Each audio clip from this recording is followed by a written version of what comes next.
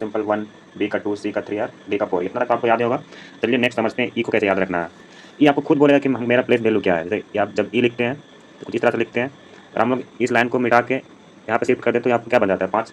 ई का place value 5 हो गया। चलते हैं एफ की ओर। एफ भी सिंपल है दोस्तों, एफ कुछ इस तरह से लिखाता है। अगर हम इसको ऐसे कर दें तो क्या बन गया आपका 6 बन गया। तो एफ भी खुद बोल दिया कि मेरा प्लेस वैल्यू क्या है। चलिए अब आगे बढ़ते हैं। एफ के बाद क्या आता है जी, तो जी कुछ ऐसा लिखते हैं। तो यहाँ पे देखिए ये खुद बोल रहा है कि मेरा प्लेस वैल्यू क्या है, ये 7 हो गया आपका। जी के बाद एच क्यों बढ़ते हैं, तो एच भी तो खुद आपको बोल देगा, ये तो और अच्छे से बोल देगा। यहाँ पे देखिए ये बोल दिया कि मेरा प्लेस वैल्यू क्या है 8। एच के बाद अब चलते हैं 9, सॉरी आई की ओर। तो आई को आप जनरली कभी कभी देखते हैं ऐसे भी कोई लिखता है, तो ये खुद भी बोल दिया कि मेरा प्लेस वैल्यू क्या है 9। तो आई का 9 हो गया। अब जे को कुछ ऐसे भी लिखा जाता है, जे क्लिक के ऐसे किया जाता है। तो यहाँ पे जीरो के बगल पे अगर हम एक लाइन दे दें तो क्या हो गया 10। तो जे का प्लेस वैल्यू 10 हो गया। चलते हैं के की ओर। के कुछ इस तरह से लिखाता है, तो के भी आपको बोल दे रहा है। जैसे ये दोनों लाइन बोल दे रहा है कि मेरा प्लेस वैल्यू 11 है। इस दोनों को हटा के अगर हम लिख देते हैं यहाँ पे तो 11 हो गया आपका। तो के का 11 हो गया। एल को आप कुछ ऐसे याद रखते हैं। एल हम लोग जनरली लंच हम लोग 12 बजे करते हैं, इस तरह से याद रख सकते हैं। तो एल का प्लेस वैल्यू आपका 12 हो गया। एल के बाद चलते हैं एम की ओर। एम भी आपको बोल देगा सिंपल कि मेरा प्लेस वैल्यू क्या है। अगर एम का ऐसे कुछ घुमाएंगे तो आपको इस तरह से दिखेगा। इसका आप आगे एक लाइन दे दीजिएगा तो ये 13 हो गया। इसका एम का 13 हो गया। जनरली एम और एन एडजेसेंट होते हैं, तो एम अगर एम आपको याद हो गया तो एन तो सिंपल याद हो जाएगा, क्योंकि एम के बाद एन आता है। तो एन का सिंपल आप याद रख सकते हैं। एम के बाद एन आता है तो एन का वैल्यू हो गया 14। अब चलते हैं ओ की ओर। जनरली ओ ऐसे लिखते हैं तो इसको कुछ ऐसे याद रखते हैं। ऐसे यहाँ अगर ऐसे याद नहीं होता तो आप इस तरह से रखते हैं ओ। जब भी आप बंदर अंदर देखते हैं तो बोलते हैं ओ 15। तो कुछ ऐसे याद रखते हैं। जब भी ओ आएगा तो बोले दिमाग में आएगा तो ओ 15।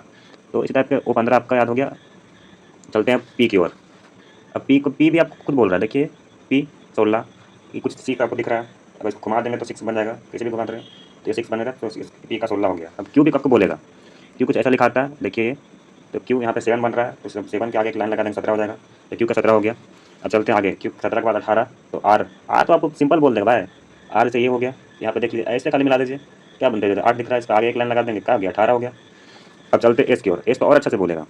देखिए एस ऐसे कुछ लिखाता है, ऐसे मिला दीजिए बस आगे एक लाइन। एस का 19 हो गया। अब टी का तो याद करने की जरूरत नहीं है, T20। कौन जानता है T20 मैच के बारे में।